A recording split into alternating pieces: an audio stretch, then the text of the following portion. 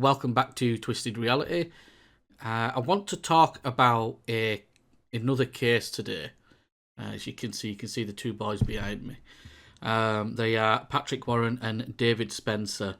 Their case is the case that got me into true crime on YouTube. I have another channel. It's a paranormal channel, and I get it. Not everybody believes in that, and that's okay. But it is a paranormal channel where I do ghost boxes, and I use them to look into true crime cases, missing persons, murders, cases, stuff like that. I haven't posted for like 2 or 3 months because I come away from it for a bit. Past few months have been really hard for me.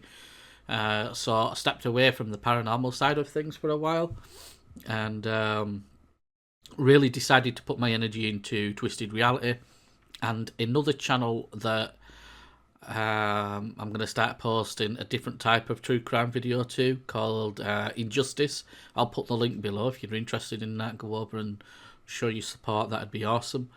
But I want to talk about Patrick and David in this video. I've got my phone with me. I'm going to read out a few details.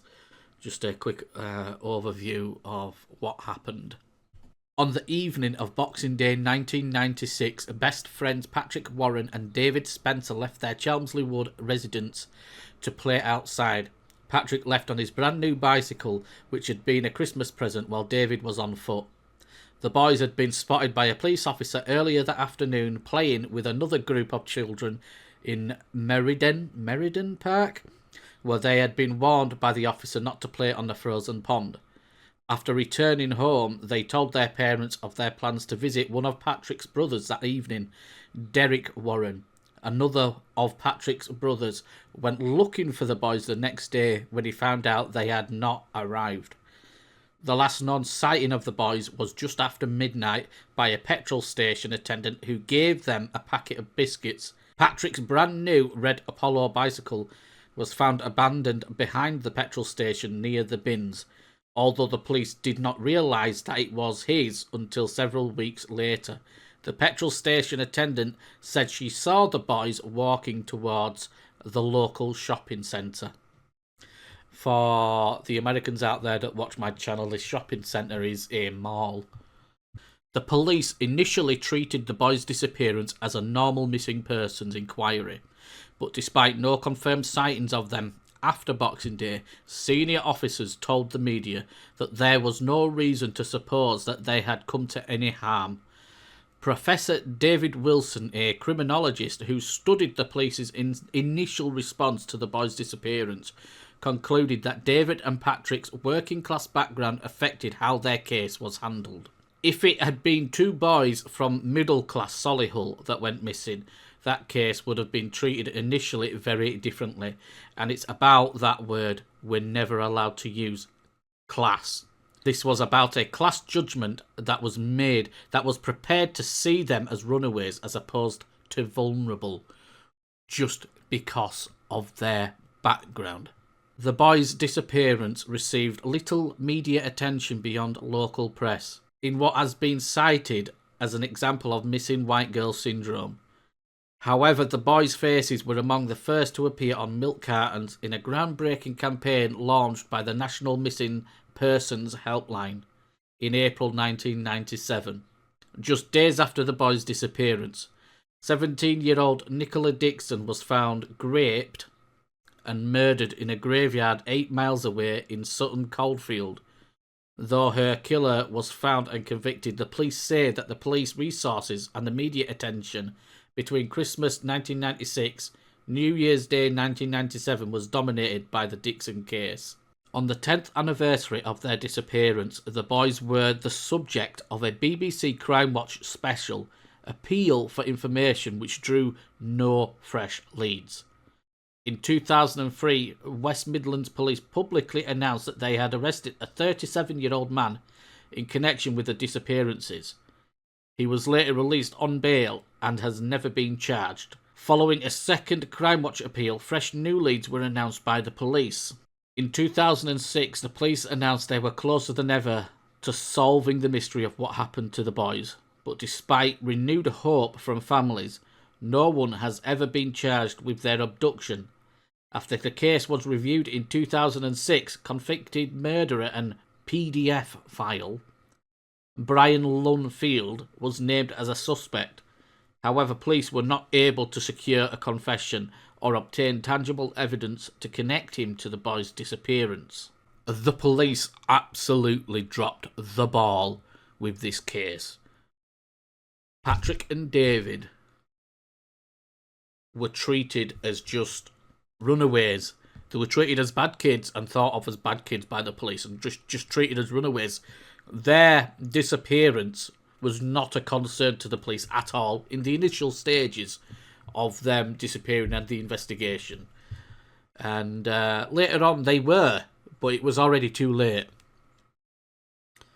And all the families got were an apology. Actually, in fact, I don't know if they even got that. This case was the case that got me into true crime on YouTube. It's also the case which made me decide that I would be very, very, very careful about what British cases I talk about on this channel. Now, the reason for that is for a totally different video, and I don't even think that video is suitable for this channel. But I'll move on. So the police dropped the ball hugely on their case and their disappearance. Treated as bad kids, or they'll come home when they're hungry type thing. And I'm pretty sure at one point that was actually said by the police. It's ridiculous and disgusting how the police handled this in the initial stages of the investigation. And when it got to the point where they actually took it serious, it was already too late. It was already too late. There was nothing that they could do. And the boys have never been found.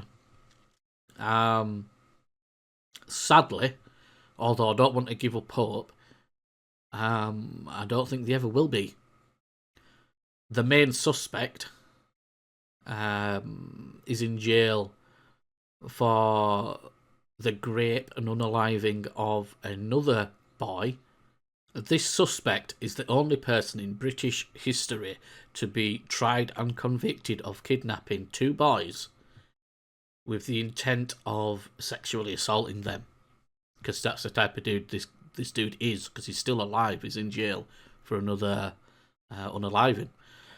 But the guy's not saying anything. He's not admitting to it. He's not saying anything. It's obvious, and at some point I will go into details.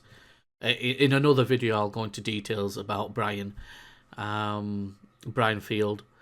But I'll save that for another video. But it's obvious that this guy's done this.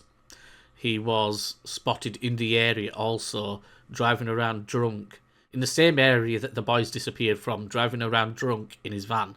And it is well known that this dude committed these type of crimes when he was intoxicated, although that is not an excuse.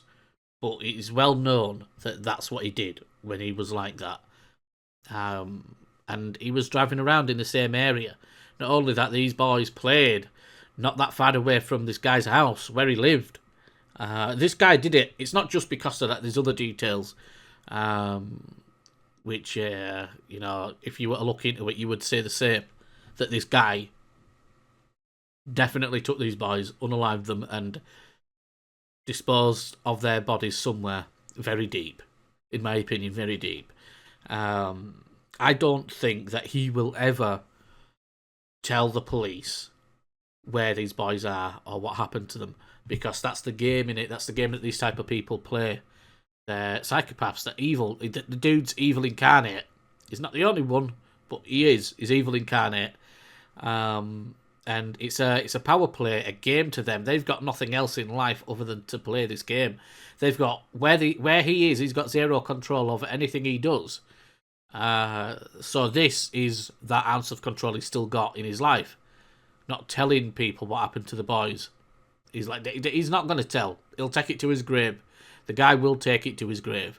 And sadly, I don't think that the boys will ever be found, to be honest. And that's a really hard pill to swallow, but they've been missing for years now. For years, not that far off 30 years. And they've definitely got the guy in prison for another crime, and he's not speaking about the boys. He's not telling what happened. It is very, very highly unlikely that anybody else committed this crime, and it is a crime. But the dude's not saying anything, and I don't think he ever will. To be honest, I don't think he will open his mouth. I don't think he'll say anything about this because it's a power play. It's a game. It's the last ounce of control that he has over anything that's ever happened in his life, and the guy will take it to his grave. And sadly, I don't think the boys will ever be found. However, I do believe they're at peace. I don't believe, like everybody else, that if you're not given a decent burial and service to commemorate your life, that you're not at rest. I do believe that they are at rest. I believe they're at peace. I believe they're with family on the other side. That's what I believe. However, I don't think the family over here will ever find their bodies. And it's those people that I really feel for. Because those people deserve closure, and I doubt that they'll ever get it. And this guy isn't going to open his mouth. He's not going to tell you. He's not going to tell anybody. He's not going to tell the police. He's not going to tell the family. He's not going to tell any reporters. He's not going to tell anybody anything. The dude's going to take this to his grave. That's just how it's going to go. That's how those people are. It's a power play. It's a game. Last ounce of control they've got in their life. And he's going to keep it to himself because of that. That's control. It's evil, narcissistic, sociopath. That's what they're like. Control. At some point, I am going to make a more in-depth video on their case. I just wanted to speak about them initially to start getting their name out there again. Hopefully it helps in some way, shape or form. I'm not sure if it will, because I don't have a huge audience. But hopefully I can do something to help. Hopefully. And hopefully the family can find them and bring them home. However, I feel like it's highly unlikely. The boys are gone. And I hope they can find some sort of comfort, the family, that these best friends went together.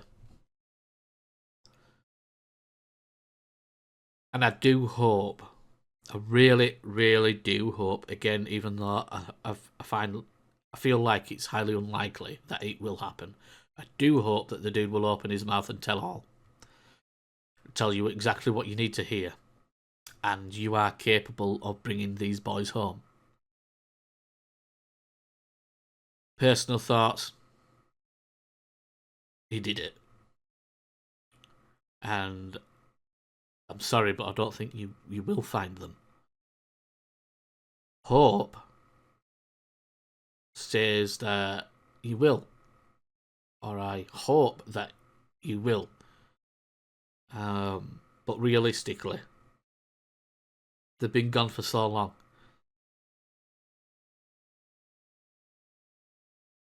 It's highly unlikely. I do believe those boys are home. But not on this physical plane. Not on this physical side of life. But I do believe they are home. And I think you know what I mean by that. It's really sad. It's really sad. And it's just one of those cases that I don't think the family are going to get closure. And it's really upsetting to say, I get that. But sometimes you have to be realistic about things.